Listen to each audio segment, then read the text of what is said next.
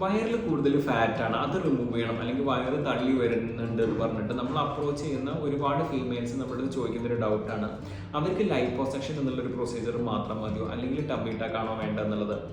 അപ്പോൾ ഇതിൽ ഞാൻ ഇതൊന്ന് ബ്രേക്ക് ഡൗൺ ചെയ്യാം. നമുക്ക് ഓരോ ആൾക്കാർക്കുള്ള ഒരു കൺഫ്യൂഷനാണ്. അപ്പോൾ ലൈപ്പോസക്ഷൻ എന്ന് പറഞ്ഞു കഴിഞ്ഞാൽ നമ്മൾ ഫാറ്റ് മാത്രം റിമൂവ് ചെയ്യുന്ന ഒരു പ്രൊസീജിയറാണ് ലൈപ്പോസക്ഷൻ.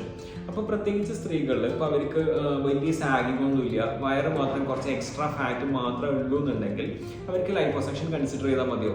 പക്ഷേ അതിന് പകരം യൂഷ്വലി ഫീമെയിൽസിൽ നിന്ന് സംഭവിക്കുക വെച്ച് കഴിഞ്ഞാൽ പോസ്റ്റ് ഡെലിവറി അവർക്ക് ഫാറ്റ് മാത്രമായിരിക്കില്ല, വയറ് കുറച്ച് സാഗ് ചെയ്യും, അതുപോലെ തന്നെ അവരുടെ മസിൽസ് കുറച്ച് വീക്കായിരിക്കും, പ്രത്യേകിച്ച് ഈ സെൻട്രൽ അബ്ഡോമിനൽ മസിൽസ് വീക്കാവും. അപ്പോൾ ഇത് നമുക്ക് ടാക്കിൾ ചെയ്യണമെന്നുണ്ടെങ്കിൽ ഐഡിയലി ടമ്മി ടക്ക് എന്നുള്ളൊരു സർജറിയാണ് വേണ്ടത്.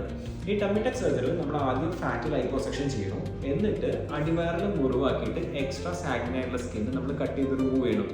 അതുപോലെ തന്നെ വയറിൻ്റെ നടുഭാഗത്തായിട്ടുള്ള ഈ ഡൈവേരിക്കേഷൻ ഓഫ് റെക്ടൈൽ അല്ലെങ്കിൽ വീക്കനായിട്ടുള്ള മസിൽസ് നമ്മൾ ടൈറ്റൻ ചെയ്യണം.